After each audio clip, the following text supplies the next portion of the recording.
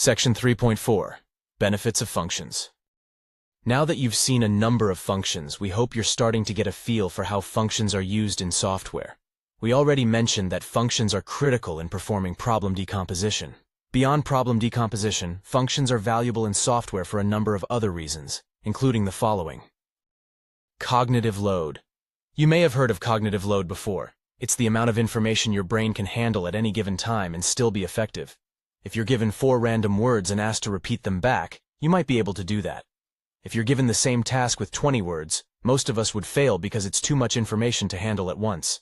Similarly, if you've ever been on a road trip with your family and are trying to optimize the travel time, combined with stops for the kids, lunch breaks, bathroom stops, gas station stops, good locations for hotels, and so on, you might have felt your head swimming to manage all those constraints at once. That point when you can't handle it all at once is when you've exceeded your own brain's processing power. Programmers have the same problem. If they are trying to do too much at once or solve too complex a problem in one piece of code, they struggle to do it correctly. Functions are designed to help programmers avoid doing too much work at once. Avoid repetition. Programmers, and we'd argue humans in general, aren't very excited about solving the same problem over and over.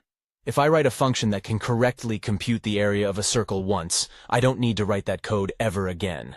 That means if I have 2 sections of my code that need to compute the area of a circle, I'd write one function that computes the area of the circle, and then I'd have my code call that function in each of those 2 places. Improve testing. It's a lot harder to test a section of code that does multiple things compared to code that does one thing. Programmers use a variety of testing techniques, but a key technique is known as unit testing.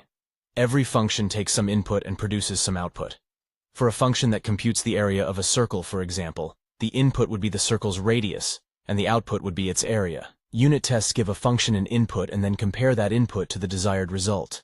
For the area of a circle function, we might test it by giving it varying inputs, for example, some small positive numbers, some large positive numbers, and 0, and compare the result of the function against the values we know to be correct.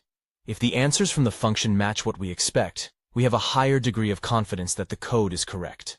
If the code produces a mistake, we won't have much code to check to find and fix the problem. But if a function does more than one task, it vastly complicates the testing process because you need to test each task and the interaction of those tasks. Improve reliability. When we write code as experienced software engineers, we know we make mistakes. We also know Copilot makes mistakes. If you imagine you're an amazing programmer and each line of code you write is 95% likely to be correct, how many lines of code do you think you can write before at least one of those lines is likely to be incorrect? The answer is only 14. We think 95% correctness per line is probably a high bar for even experienced programmers, and is likely a higher bar than what Copilot produces. By keeping the tasks small, tasks solvable in 12 to 20 lines of code, we reduce the likelihood that there's an error in the code. If combined with good testing as noted previously, we can feel even more confident that the code is correct. Last, nothing is worse than code that has multiple mistakes that interact together, and the likelihood of multiple mistakes grows the more code you write. Both of us have been on multi-hour debugging expeditions because our code had more than one mistake, and we both became a lot better at frequent testing of short pieces of code as a result. Improve code readability. In this book, we mostly use Copilot to write code from scratch, but that's not the only way to use Copilot. If you have a larger piece of software that you or your coworkers are all editing and using, Copilot can jump in to help write code for that too. It's in everyone's interest to understand the code, whether most of it is written by humans or by Copilot. That way, we can find bugs more easily, determine what code to start modifying when we want to add new features, and understand at a high level what would be easy or difficult to achieve with our overall program design. Having tasks broken down into functions helps us understand what each part of the code is doing, so we can gain better insight into how it all works together. It also helps divide up the work and responsibility for ensuring the code is correct. These benefits are huge for programmers. Programming languages haven't always had functions, but even before they did, programmers did their best to use other features to mimic functions. They were ugly hacks. Google go-to statements if you're interested. And all programmers are happy that we have proper functions now. You may be asking, I see how these advantages matter to humans, but how do they affect Copilot? In general, we believe all the principles that apply to humans apply to Copilot, albeit sometimes for different reasons.